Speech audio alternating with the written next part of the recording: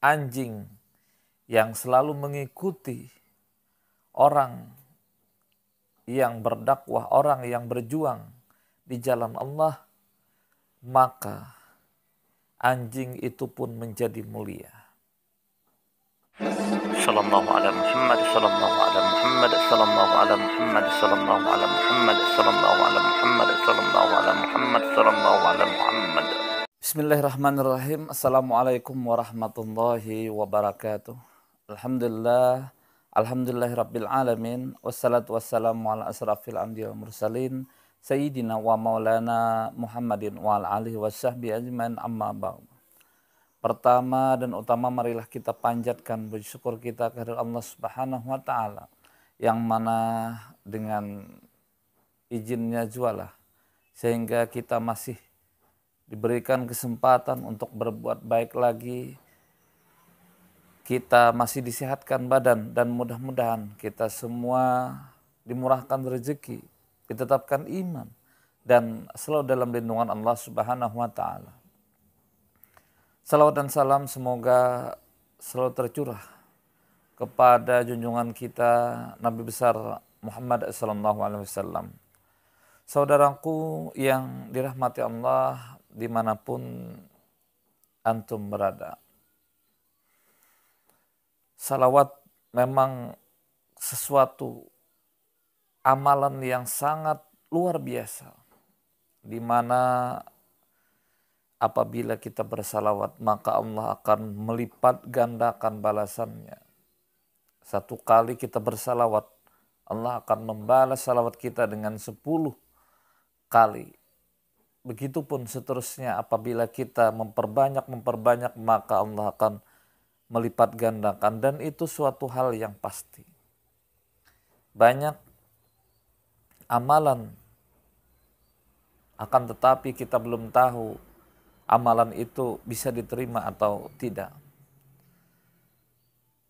Orang yang semakin banyak bersalawat kepada Rasulullah SAW, maka kemungkinan untuk mendapatkan syafaat itu semakin banyak.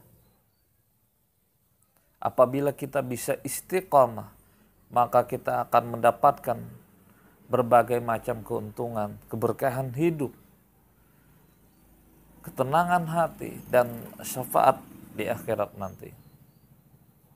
Saudaraku yang dirahmati Allah dimanapun antum berada, itulah beberapa keuntungan yang kita dapatkan, entah di dunia ataupun di akhirat nanti.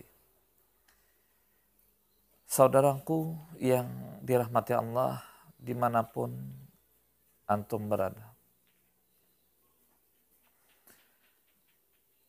insya Allah pada sore hari ini, selain dari manfaat dari bersalawat, saya akan menjelaskan tentang manfaat mengajak teman bersalawat dan mengikuti, atau apa istilahnya, mempermudah orang berdakwah untuk salawat. Itu pun termasuk daripada mendapatkan pahala yang luar biasa.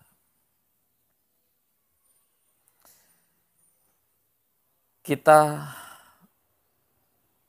pernah mendengar bahwa salah satu anjing yang selalu mengikuti orang yang berdakwah, orang yang berjuang di jalan Allah, maka anjing itu pun menjadi mulia.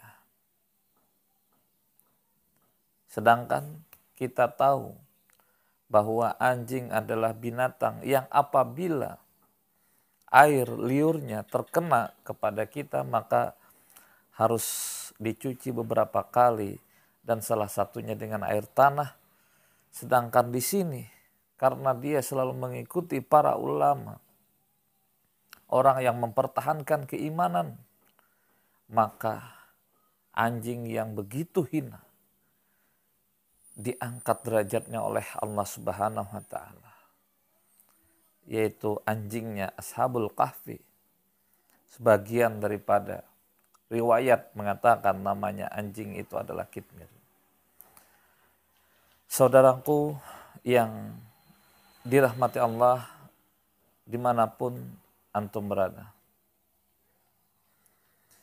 Sekarang ini di media sosial banyak daripada ulama-ulama berdakwah yang mana dengan berdakwah di media sosial jangkauannya jauh lebih besar dibandingkan dengan dakwah secara offline.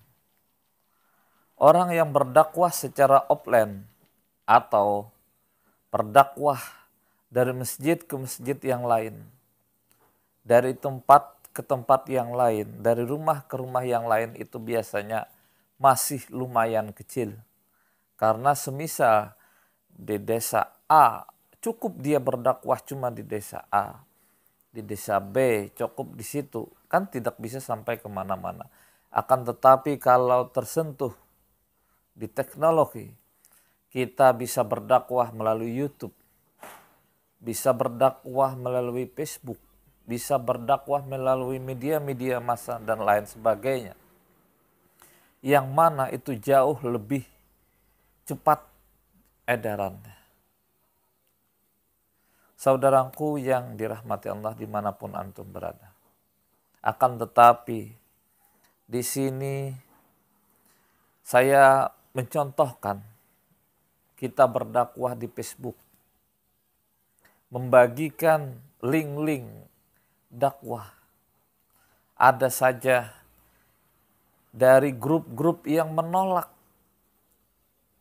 Padahal yang kita sampaikan adalah tentang salawat. Sedangkan grup di situ judulnya tentang salawat, tentang fadilah salawat dan lain sebagainya, cinta salawat dan lain sebagainya.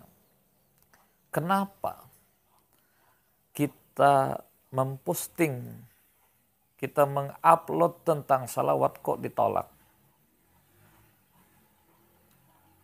Jadi saya ini kan biasanya berdakwah tentang yuk kita memperbanyak salawat dan lain sebagainya. Pada intinya seperti itu. Keajaiban salawat, dahsyatnya salawat saya sampaikan di situ. Akan tetapi banyak grup-grup yang menolak. Yang lucunya lagi, bahkan di situ saya berpikiran begini, kalau saya ditolak mungkin dakwah saya terlalu keras atau dan lain sebagainya. Atau ya tidak pantas. Yang saya aneh lagi, bahkan situs pornografi di situ gambar orang telanjang yang kurang pas justru diterima di situ. Itu yang bikin kita aneh. Bayangkan saja judul daripada grup Facebook itu tentang masalah salawat, cinta salawat, macam-macam. Intinya untuk berdakwahlah di grup itu. Akan tetapi setelah kita masuki, setelah kita upload, menunggu persetujuan dari admin, rasanya begitu. Setelah ditunggu sekian jam, video Anda ditolak. Padahal di sana pencinta Nabi, pencinta. Saya heran, siapa nih orang yang membuat grup ini? Apakah tujuannya? Bahkan saya buka grup itu, ternyata isinya hal-hal yang sekiranya kurang pantas. Jadi kalau antum sekalian menemukan grup seperti itu, ya kira-kira bagaimana pendapat antum? Apakah dihapus aja atau gimana? Ini jelas-jelas sangat merugikan. Karena kalau seandainya kita membuat grup tentang salawatan, kita membuat grup tentang dakwah dan lain sebagainya, kalau ada orang yang berdakwah di situ, maka insya Allah dengan izin Allah Subhanahu wa Ta'ala, kita akan mendapatkan sebagian pahala. Kita akan mendapatkan kebaikan-kebaikan. Kita akan mendapatkan keberkahan-keberkahan. Walaupun kita tidak berdakwah secara langsung di situ. Hanya membuat grup itu. Begitupun di WhatsApp. Nah, kalau di WhatsApp tidak ada istilah tolak menolak, tapi kalau ada yang membuat grup di WhatsApp, baru aja beberapa hari sudah ada yang mencampuri dan lain sebagainya.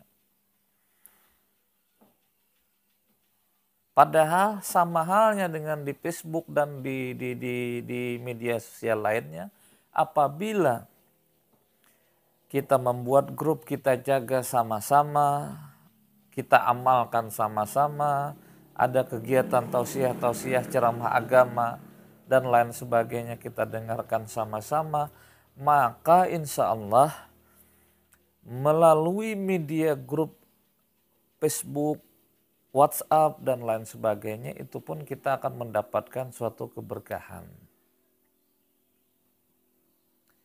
Kita sekarang ini dimudahkan dengan hal-hal seperti itu. Yuk kita gunakan, jangan Facebook hanya digunakan untuk melihat hal-hal yang negatif saja. Facebook hanya untuk hiburan-hiburan saja. Facebook hanya melihat untuk kembang api dan lain sebagainya di tahun baru itu saja. Jangan, lihatlah segi positifnya, cari grup dakwah dan lain sebagainya. Begitupun di WhatsApp. Jangan hanya kita membuat grup-grup yang hanya sifatnya keduniaan saja. Buatlah grup yang ada kaitannya dengan dakwah dan akhirat.